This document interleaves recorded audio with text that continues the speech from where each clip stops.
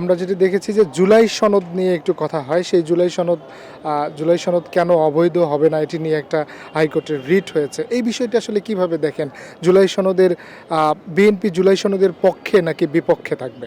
না, বিএনপি জুলাই সনদের বেশিরভাগ অংশেরই পক্ষে। আমরা হা ভোটের পক্ষে। আমার চেয়ারম্যান বা বর্তমান প্রধানমন্ত্রী উনি বলেছেন আমাদের মানুষ ভোট দিয়েছে বলেই তো হা জয়যুক্ত হয়েছে। না হলে আমরা যে সংখ্যাগরিষ্ঠতা পেয়েছি, বিএনপির লোকেরা আমাদেরকে যারা ভোট দিয়েছে তারা যদি সেই ভোট না দিত তাহলে তো সেটা হতো না। তবে হ্যাঁ, জুলাই সনদ বা চূড়ান্ত যে চার্টার প্রকাশ করা হয়েছে সেখানে ব্যত্যয় আছে, যেখানে নোট অফ ডিসেন্ট ছিল। আমি তো সব কিছুতে আমি এগ্রি করি নাই। আমার নোট অফ ডিসেন্টগুলো তুলে আমাকে চিরতা খাওয়ানোর মতো একটা ব্যবস্থা। এর বাইরেও বিএনপির ৩১ দফা আছে। আমি মনে করি বিএনপির যে ৩১ দফা এবং জুলাই যে চার্টার, এর মধ্যে খুব বেশি পার্থক্য নয়, পার্থক্য আছে।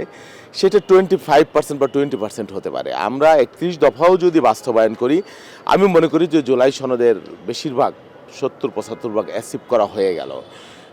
মোট কথা তো সংস্কার, কিছু কিছু মৌলিক সংস্কার প্রয়োজন রয়েছে, যেগুলো আমরা ইতিমধ্যে সকলে একমত হয়েছি। আমাদের ৩১ দফার মধ্যেও আছে, জুলাই চার্টারের মধ্যে আছে। আমাদের বক্তব্য হলো, আমরা যে জুলাই চার্টার প্রণীত হয়েছে সেখানে বিএনপি আমাদের দল যে বিষয়গুলোর নোট অফ ডিসেন্ট দিয়েছিল, আপত্তি করেছিল, সেই বিষয়গুলো বাদ দিয়ে তো আমরা জুলাই চার্টারের সাথে সবাই একমত এবং নিবিড়ভাবে একমত হয়েছি, আলোচনা করে একমত হয়েছি।